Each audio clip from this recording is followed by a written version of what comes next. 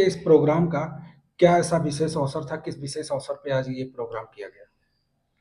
देखिए, गालिब के ही एक शेर से मैं अपनी शुरुआत करना चाहता हूँ कि बस के दुश्वार है हर काम का आसान होना, आदमी को भी मुयस्सर नहीं इंसान होना।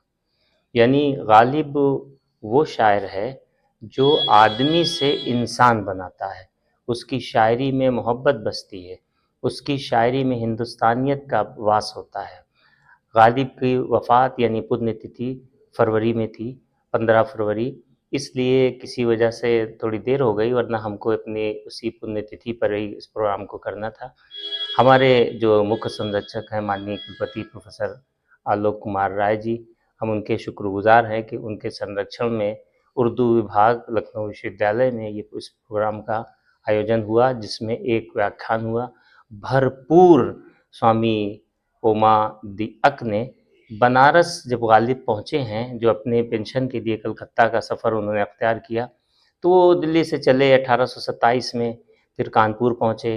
फिर उनका ख़्याल था कि अगर वो लखनऊ पहुँचेंगे तो वहाँ नवाबों से ख़ास तौर से कहीं-कहीं ज़िक्र आता है कि गाज़िउद्दीन हैदर के यहाँ उनको मदद मिल जाएगी, क्योंकि गालिब हमेशा कलंदर तो रहे, लेकिन वो दौलत की तमन्ना भी साथ में अपने रखते रहे।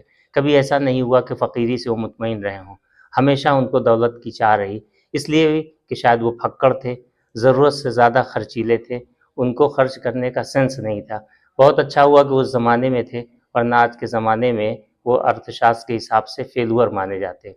तो गालिब की शायरी पर बात करना ये नहीं है कि गालिब को हम याद करते हैं, बल्कि हम अपने देश की परंपरा को, साहित्य को श्रद्धांजलि देते हैं, और हम जो गुज़र गया है उसको हाल में खींच के लाते हैं, ताकि भविष्य के लिए बच्चों को हम तैयार कर सकें, बता सकें कि हमारा जो पास्ट है उस वो कितना खूबसूरत था और हाल उससे अच्छा है, और भविष्य भगवान ने चाहा तो और ही अच्छा होगा।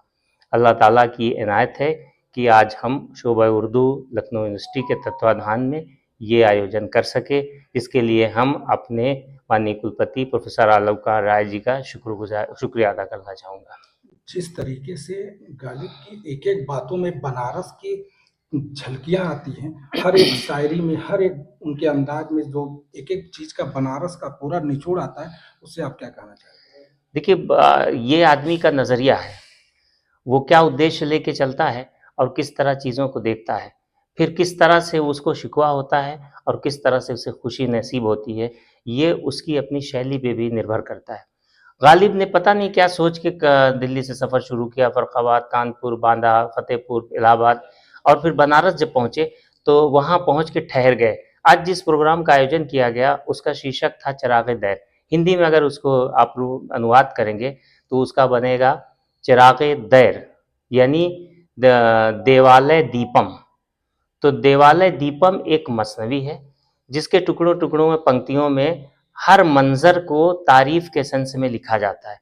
कोई किसी की तारीफ ऐसे नहीं करता है, पहले उसको देखता है, पसंद करता है, उसके दिल में समाता है, फिर उसको अपने अंतर में उतारता है, फिर उसका बखान करता है, फिर ऐसा लिख देता है या कर देता है कि आने वाली नस्लें भी उसे याद करती हैं, खुश रहती हैं।